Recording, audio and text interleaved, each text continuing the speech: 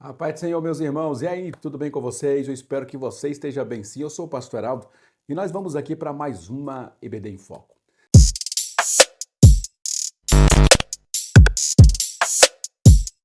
Pois bem, meus queridos irmãos, lição de número 7.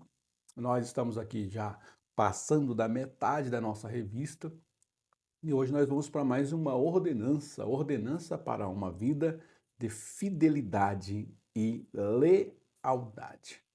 Nós vamos perceber que no decorrer dessa lição a gente vai falar de um assunto que eu convivo na igreja evangélica há 24 anos, não é tanto tempo, eu me converti aos 20, mas nesse período de 24 anos em que eu estou no meio evangélico, a gente percebe o tanto que esse termo fidelidade e lealdade, ele tem perdido um pouco a credibilidade, né?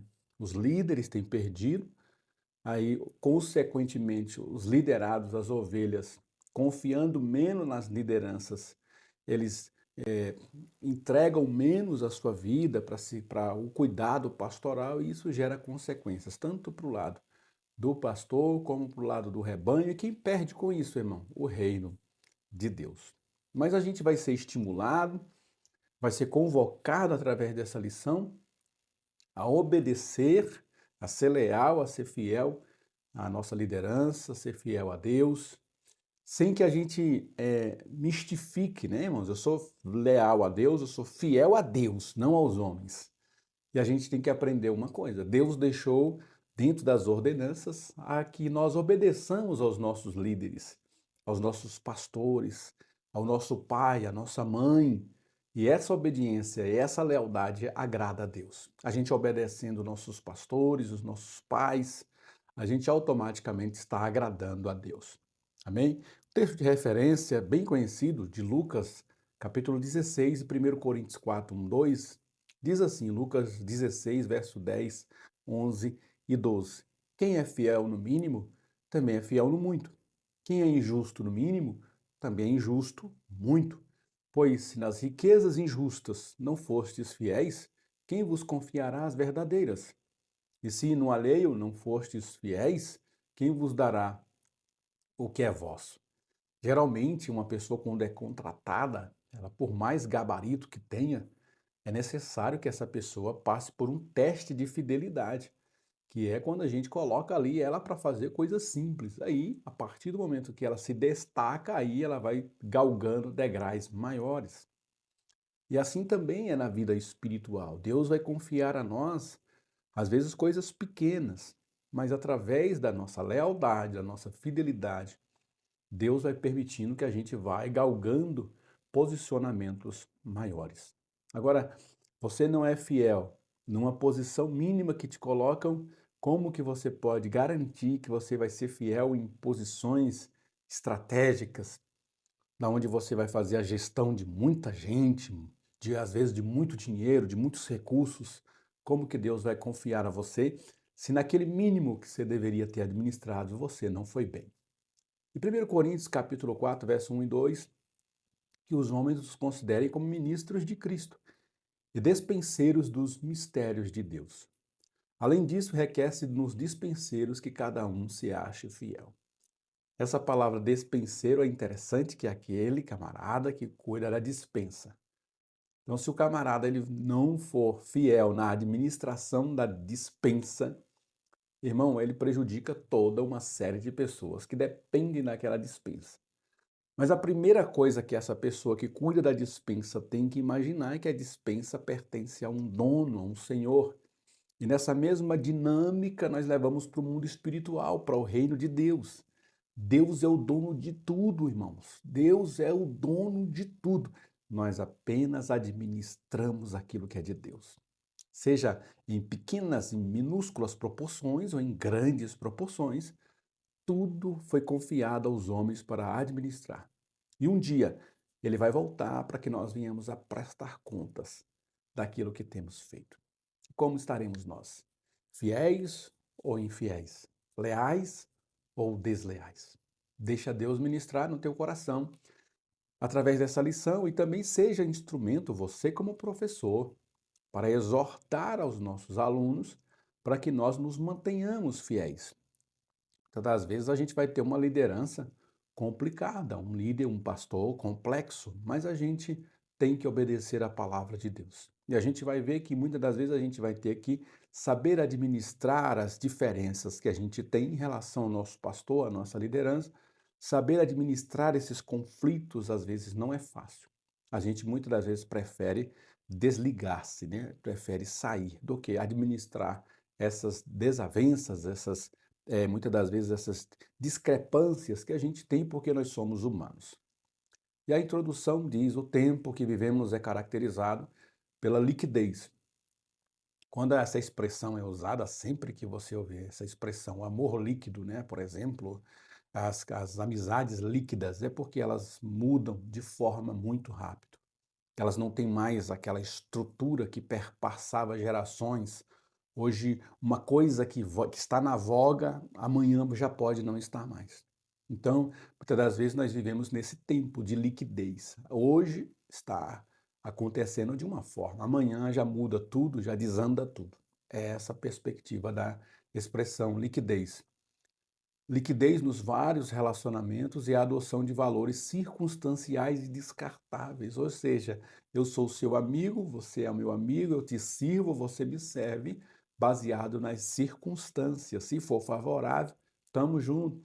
Essa expressão TMJ, né? Tamo junto, ela é tão descartável, né, irmãos? A pessoa coloca lá tamo junto em um final de uma frase do WhatsApp, mas na verdade amanhã ele pode mudar de ideia e estar junto coisa nenhuma. E também essas relações elas podem ser descartáveis por causa da circunstância e por causa da liquidez. Então é um movimento que hoje nos acompanha em todos os relacionamentos, até os casamentos que eram feitos para durar até a morte, até que a morte nos separa, as pessoas hoje se separam simplesmente por incompatibilidade. Eu não sou compatível com essa pessoa. Depois que nós casamos, eu descobri que ela é muito diferente de mim, eu sou muito diferente dela, a gente não dá certo, o nosso gênio não dá certo. E a pessoa se separa com uma facilidade muito grande. Aí ela vai descobrir que, na verdade, a mágica do casamento está justamente nisso, da gente, nas nossas diferenças, a gente vai encontrando os pontos de equilíbrio e vai convivendo em harmonia. Vivemos tempo de grande desafio para se manter fiéis a Deus, ao próximo, às igrejas, aos seus líderes, aos seus cônjuges e tudo que envolve o reino de Deus. Tópico primeiro, a fidelidade a Deus. Fidelidade, latim fidelis, significa uma atitude de quem é fiel, de quem tem compromisso com aquilo que assume. É uma característica daquele que é leal, confiável, honesto e verdadeiro. Fidelidade a Deus é temê-lo e andar nos seus caminhos. Salmo 128, verso 1, bem-aventurado aquele que teme ao Senhor e anda nos seus caminhos. Eclesiastes 12, 13, teme a Deus e guarda os seus mandamentos, porque isso é o dever de todo o homem. 1.1. Fidelidade ao tratar das coisas de Deus. Quando cuidamos das coisas dos outros, a nossa responsabilidade aumenta. Cuidando das coisas de Deus, aí então triplica. Os dons não são nossos, são distribuídos pelo Espírito Santo para o que for útil. A obra é de Deus, o reino é de Deus, as ordens são de Deus. Nós somos apenas executores. Que o Senhor possa nos capacitar para tratar com as ovelhas, com os recursos financeiros e dons com fidelidade. Então, tudo, como eu disse lá no início, tudo pertence a Deus. Então, os dons, os talentos, a vocação, o ministério, os recursos financeiros, as ovelhas, se você é pastor, os líderes, os liderados, tudo pertence a Deus. Administrar isso, pensando em primeiro lugar que tudo vem de Deus, já vai trazer uma blindagem contra a autossuficiência, contra a nossa arrogância, contra a prepotência, que é tão comum invadir o nosso coração, principalmente quando Deus vai permitindo que a gente vai subindo posições. E a gente, por subir essas posições, a gente se torna muitas das vezes autossuficiente, independente de Deus. Não sei se você conheceu pessoas aí que quando começou o ministério, quando começou a liderança, era tão dependente das pessoas, ele buscava conselhos dos pastores, dos outros líderes, ele era uma pessoa que orava mais, buscava mais direção e discernimento, mas conforme ele foi subindo, parece que agora ele sabe tudo tão automático, ele é tão autossuficiente que ele não consulta mais a Deus e mais a ninguém. E a gente tem que entender como tudo pertence a Deus. Deus tem a direção para cada um de nós. 1.2, fidelidade é fruto do novo nascimento. Todo cristão que nasce de novo deixa a velha natureza para andar em espírito. A fidelidade é um dos atributos de Deus que devemos nos espelhar e vestir-nos dessa roupagem, pois Deus quer que sejamos fiéis em tudo. Então, se você nasceu de novo, uma das características do novo nascimento, da nova criatura gerada pelo Espírito de Deus é ser fiel, em primeiro lugar, a Deus. E sendo fiel a Deus, a gente, obviamente e automaticamente, é fiel àqueles que a gente é submisso ou é sujeito. E isso é um efeito cascata, porque sempre, por mais que você seja líder, você tem alguém superior a você.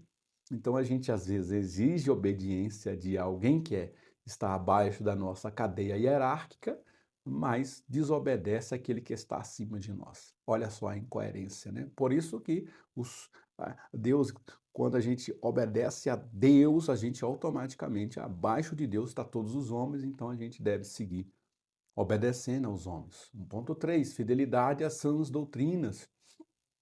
A Bíblia é um manual de normas, práticas e fé.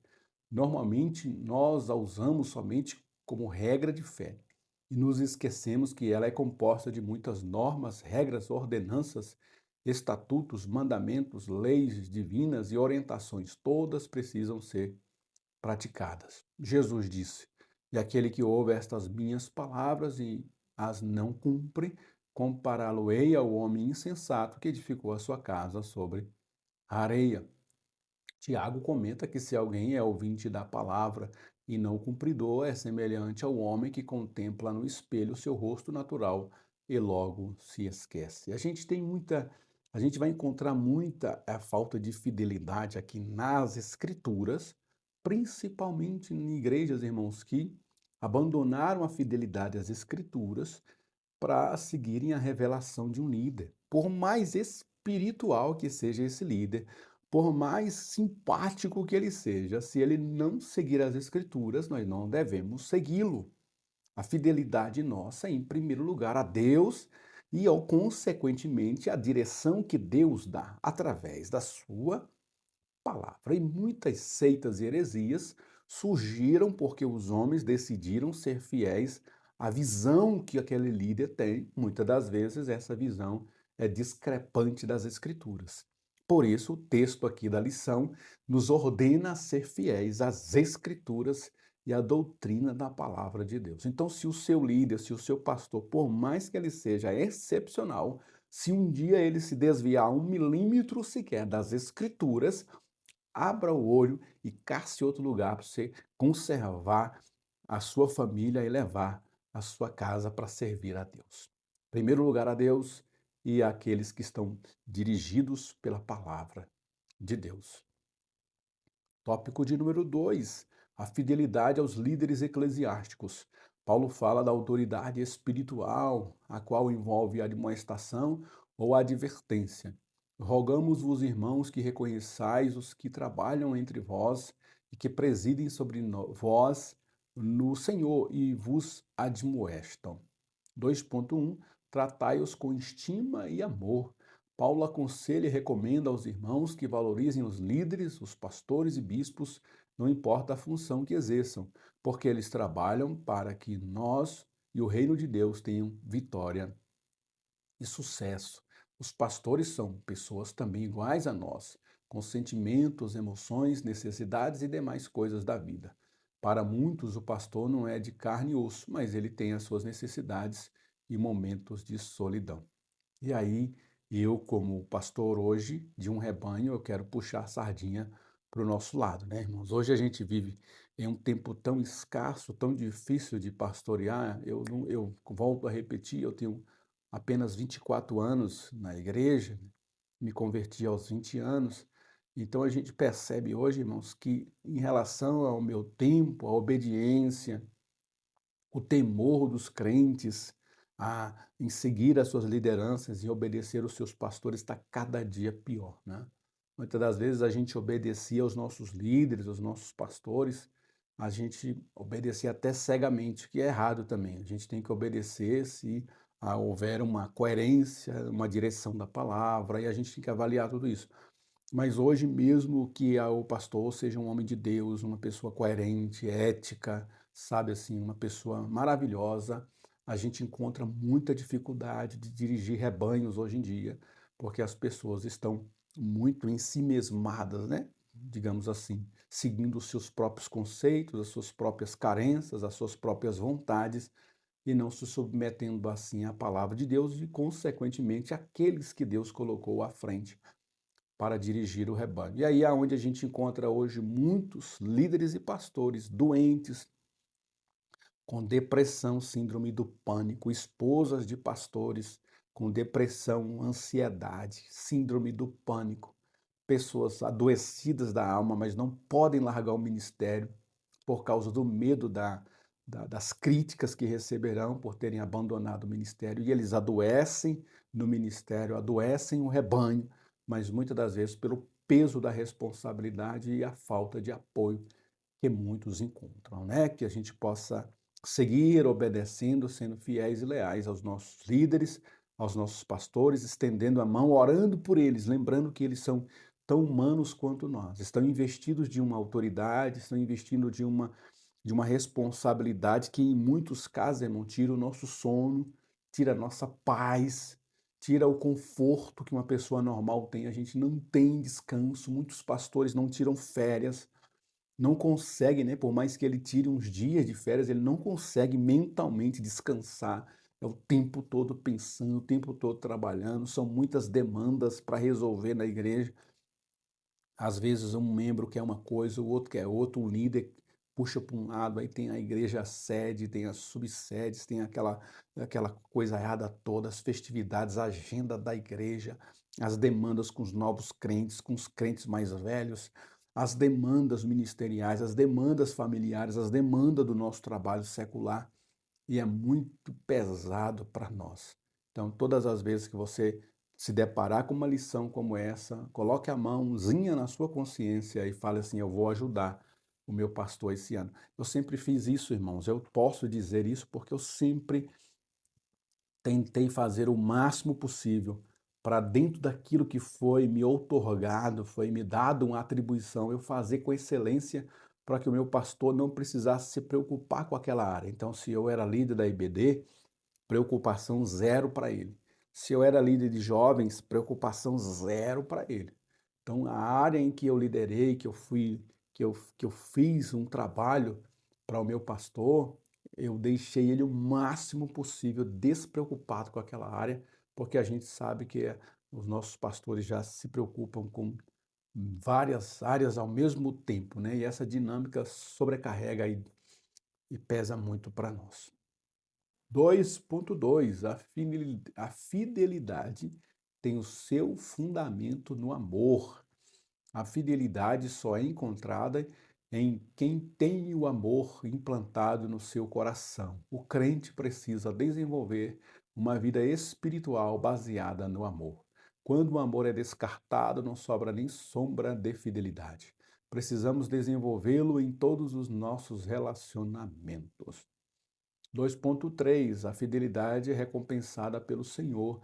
Na parábola dos talentos, Jesus diz que um dia Deus nos julgará, mas esse julgamento não avaliará nossa capacidade, olha só, e sim a nossa fidelidade. Jesus não olhou a quantidade de cada servo que cada servo granjeou, ou seja, é a fidelidade, o que você fez com o que eu te dei. O que, qual é a finalidade que você deu para aquilo que eu te coloquei na sua mão. Então ele vai olhar a fidelidade, não a quantidade necessariamente. E o tópico 3, a fidelidade à igreja e ao ministério. A pessoa que tem lealdade é plenamente confiável, com retidão, moral, honestidade na apreciação, verdadeira amizade, não fala nas costas, guarda os segredos a ela confiados. 3.1, fidelidade à igreja que congregamos. A fidelidade à igreja cria laços de amizades e comunhão entre os irmãos. O lugar de salvo é na igreja, tem que amar, tem que ser membro, tem que ser corpo, tem que ser igreja, tem que ter compromisso, participar mais. Quem muda muito de igreja mostra ser volúvel, não tem firmeza naquilo que abraça ou se propõe a fazer. Muda de pensamento e atitude como o vento muda a sua direção. E a gente tem encontrado justamente os pastores dificuldade nesse aspecto. Falta de raiz dos membros, dos crentes. Porque hoje estamos numa moda em que o crente passa um tempo em uma igreja, aí ele não concorda com uma coisa ou com outra e ele tem liberdade para sair, ele sai. E ele vai para uma outra igreja. E lá ele, possivelmente, quando ele abraçou aquela nova igreja, ele olhou superficialmente alguma coisa que o agradou. Mas no primeiro momento que ele encontra algo que desagrada, aí ele de novo sai. E o que está causando isso, irmão? Qual o efeito que isso causa? Falta de enraizamento e falta de tolerância para com as pessoas. A gente não tem mais tolerância, as pessoas não podem mais errar, irmão. O pastor não pode mais dizer nada. Se não agradou, se não foi do jeito que eu pensei que era, do jeito que eu queria que fosse, aí ele sai. Só que cada local tem as suas deficiências, cada igreja tem as suas complexidades, tem as suas dificuldades. A igreja grande tem as dificuldades de uma igreja grande, de uma catedral, tem. A igreja pequena tem as suas dificuldades, com a igreja menor tem, a igreja local tem, mas todas essas igrejas é dirigida, é formada por homens que vão errar, que vão tropeçar, mas que se a gente não tiver o mínimo de paciência, a gente vai entrar nesse movimento de entra e sai em igrejas. E é muito bom quando a gente recebe uma ovelha, né, um membro, mas a gente sabe que por trás daquela mudança, essa pessoa que está vindo também, ela pode estar vindo com marcas de uma outra igreja quando veio para cá. E aí a gente tem que saber lidar com essas situações aí. Então, o nosso conselho para quem está migrando de igreja para igreja, tome cuidado, irmão. Isso pode virar um vício de você encontra uma coisa que você não gostou, aí você não quer mais confrontar, porque você já foi ferido. Geralmente é assim, a pessoa quando na primeira igreja dela, ela era mais ousada para confrontar.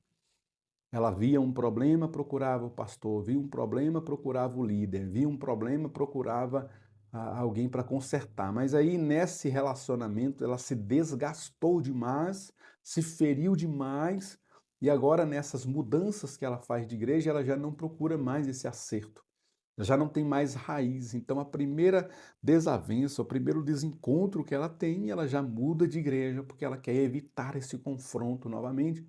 Então, qual é o conselho, irmão? Busque reconciliação, busque de alguma forma que esse diálogo aconteça. Para nós que somos pastores, a palavra para nós é sempre abra essa janela de oportunidade para que as pessoas discordem da gente também, irmãos. A gente não é infalível, a gente não é assim inerrante, a gente pode falhar, a gente pode estar errando.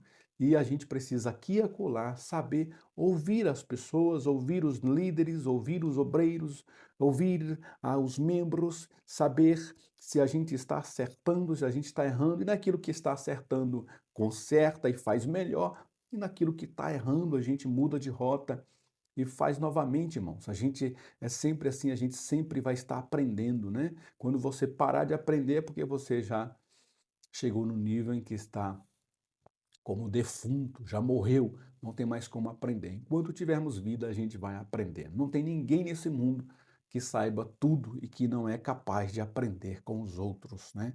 Então a gente precisa, nós que somos pastores, também colocar isso na nossa consciência. 3.2 diz: por trás de uma igreja tem um ministério de suporte. Ninguém é obrigado a se filiar a uma igreja local ou a um ministério. Uma vez ficando, a necessidade de fidelidade e lealdade à igreja e ao ministério. Você não deve brigar contra o sistema estabelecido.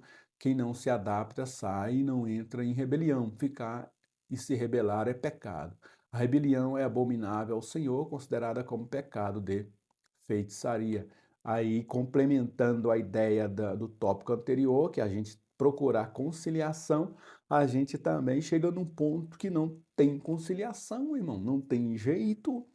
A gente vai encontrar, às vezes, um choque muito grande entre o pastor e aquele líder, aquele membro, aquela ovelha. Há um problema ali estratégico naquela igreja que não se ajusta a você, você não está ajustado ali. Obviamente, você tem liberdade para sair, é muito melhor. Aí, nesse caso, é muito melhor.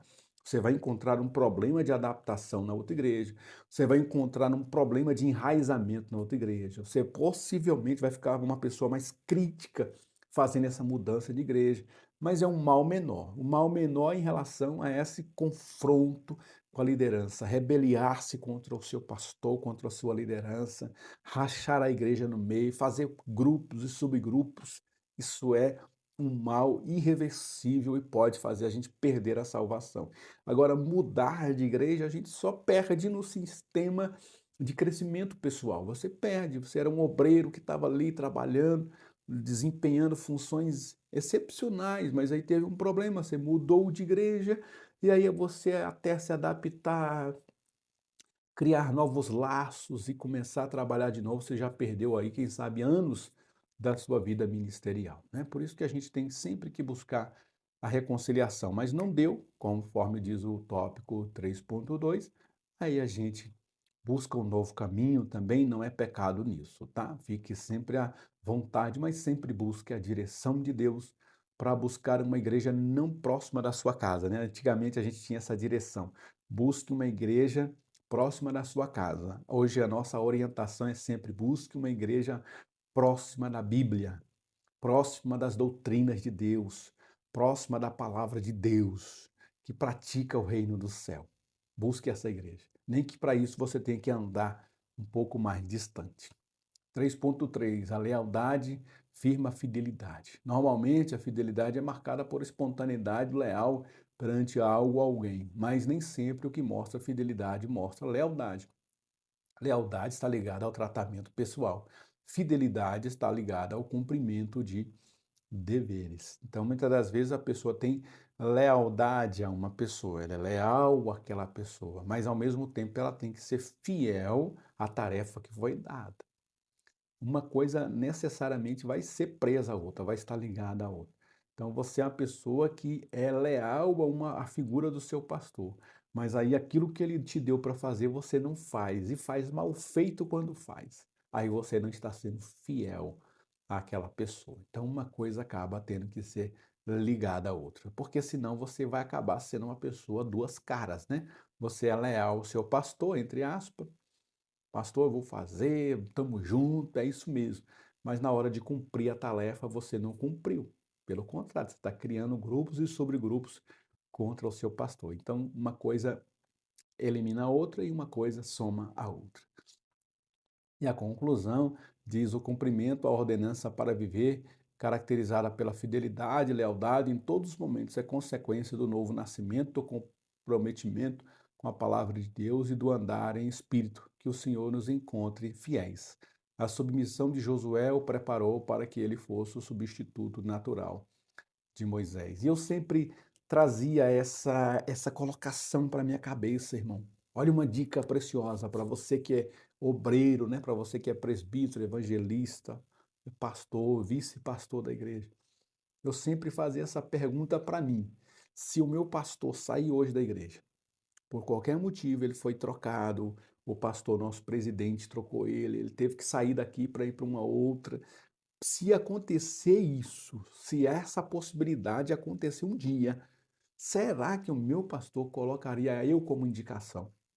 Será que eu seria uma pessoa que faria os trabalhos da igreja com excelência tão grande que se o pastor presidente falasse, indica um obreiro seu para ficar no seu lugar, será que essa pessoa escolhida seria eu? Então vamos pensar dessa forma, e aí a nossa qualidade do trabalho vai crescer, a nossa lealdade, a nossa fidelidade vai crescer proporcionalmente. Amém?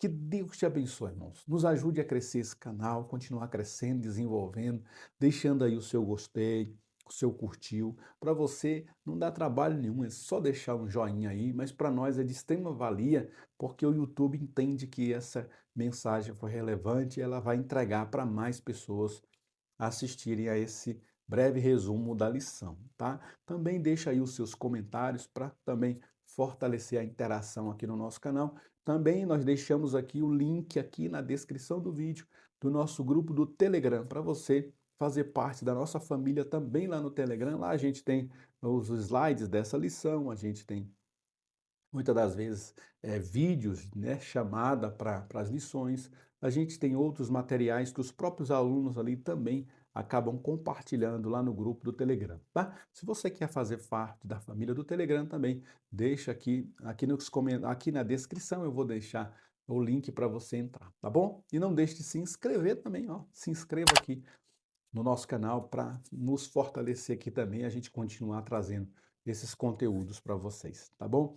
Deus abençoe e vamos pegar essa lição, irmão. Seja leal aí à sua lição, estude ela com entusiasmo, seja leal ao seu superintendente, né? Nunca falhe as lições e se falhar, apresente a ele essa falha bem antes para ele se organizar. Seja leal ao seu pastor, seja fiel à sua liderança e, acima de tudo, a Deus e a sua palavra.